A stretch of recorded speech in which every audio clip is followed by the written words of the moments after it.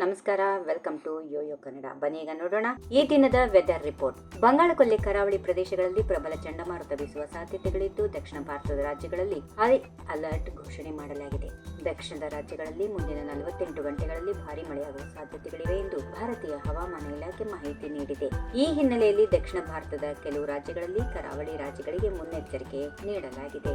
ಭಾರತ ಹವಾಮಾನ ಇಲಾಖೆ ಇಂದು ಬಿಡುಗಡೆ ಮಾಡಿದ ಎಚ್ಚರಿಕೆ ಪ್ರಕಾರ, ಇಲಾಖೆ ನೀಡಿರುವ ಮಾಹಿತಿಯ ಪ್ರಕಾರ ಈ ವಾಯುಭಾರ ಕುಸಿತವು ಮುಂದಿನ 48 ಗಂಟೆಗಳಲ್ಲಿ ಪ್ರಬಲ ಚಂಡಮಾರುತವಾಗಿ ಬದಲಾಗಿ ದಕ್ಷಿಣ ರಾಜ್ಯಗಳ ಮೇಲೆ ಅಪ್ಪಳಿಸುವ ಸಾಧ್ಯತೆಗಳಿವೆ. ಸೆನ್ಯಾರ್ ಎಂದು ಹೆಸರಿಸಲ್ಪಟ್ಟಿರುವ ಈ ಚಂಡಮಾರುತ ಆಂಧ್ರ ಪ್ರದೇಶ, ತಮಿಳುನಾಡು, ಕೇರಳ, ಕರ್ನಾಟಕ ಮತ್ತು ಅಂಡಮಾನ್ ನಿಕೋಬಾರ್ ದ್ವೀಪಗಳಲ್ಲಿ ಭಾರಿ ಮಳೆಗೆ ಕಾರಣವಾಗಲಿದೆ. ಇದರ ಹಿನ್ನೆಲೆಯಲ್ಲಿ ದಕ್ಷಿಣ ಭಾರತದ ಕೆಲವು ರಾಜ್ಯಗಳಲ್ಲಿ ಪರಿಸ್ಥಿತಿ ತೀವ್ರಗೊಳ್ಳುವ ಸಾಧ್ಯತೆಗಳು ಹೆಚ್ಚಾಗಿರುವುದರಿಂದ ಆ ಭಾಗದ ಜನರಿಗೆ ಮುಂಜಾಗ್ರತಾ ಕ್ರಮಗಳನ್ನು ವಹಿಸಲು ಸೂಚಿಸಲು ಹವಾಮಾನ ಇಲಾಖೆ ಅಲ್ಲಿನ ಅಧಿಕಾರಿಗಳಿಗೆ ತಿಳಿಸಿದೆ.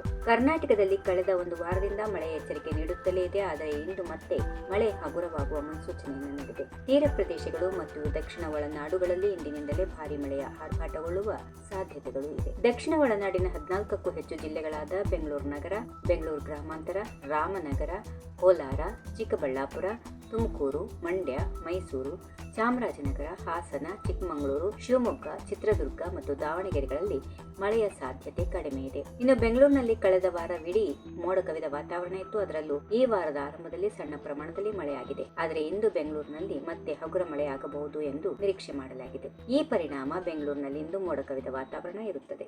ಈ ವಿಡಿಯೋ ನಿಮಗೆ ಇಷ್ಟವಾದಲ್ಲಿ ಲೈಕ್ ಮಾಡಿ, ಶೇರ್ ಮಾಡಿ, ಸಬ್ಸ್ಕ್ರೈಬ್ ಮಾಡಿ.